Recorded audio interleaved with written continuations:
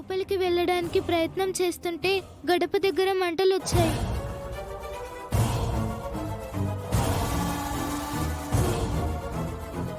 ఇంతకు ముందు నువ్వు 2 సార్లు అమ్మవారి ముందుకు వెళ్ళావు కదమ్మా, మరిప్పుడు ఎందుకు వెళ్ళలేకపోతున్నావు?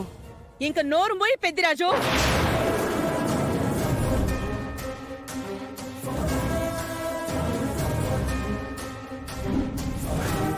అమ్మా అక్షయ, ఇంతకు ముందు నువ్వు వెళ్ళావా లేదా నిజం చెప్పమ్మా. అప్పుడు వెళ్ళానండి, ఇప్పుడు వెళ్ళలేకపోతున్నాను. విన్నారు కదా.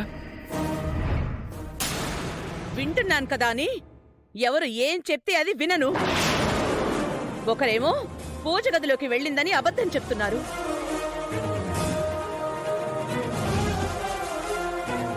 మరొకరేమో ప్రసాదం చేసిందని అబద్ధం చెప్తున్నారు.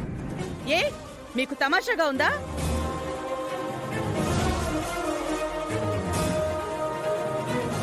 ఎందుకురా అందరూ ఎలా ప్రవర్తిస్తున్నారు? ఎందుకురా అందరూ అనవసరంగా అక్షయ్ని మా మీద రుద్దుతున్నారు? వీళ్ళు చెప్పేవన్నీ అబద్ధాలని నేను ముందే చెప్పాను కదా.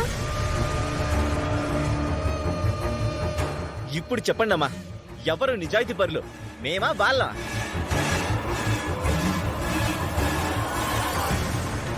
మన ఇంట్లో అన్ని గొడవలకి కారణం ఈ అక్షయే.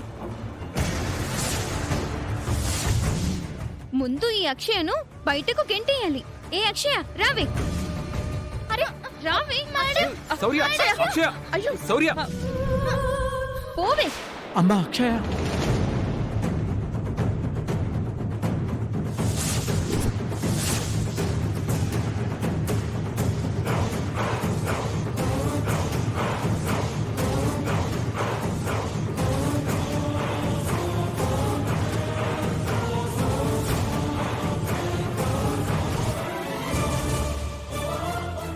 ఏంటమ్మా ఈ దారుణం? నా మనవరాలు ఈ ఇంట్లో ఇలాంటి స్థితిలో ఉందా? అక్షయ్కి బట్టలు సంచిద్దామని వచ్చాను కాబట్టి ఈ అన్యాయాన్ని చూడగలిగాను. ఏం జరిగిందని నా మనవరాల్ని బయటికి నడుతున్నారమ్మా? మీ మనవరాలు చాలా గొప్పదని పొగిడారు, అందుకే టెస్ట్ పెట్టాం.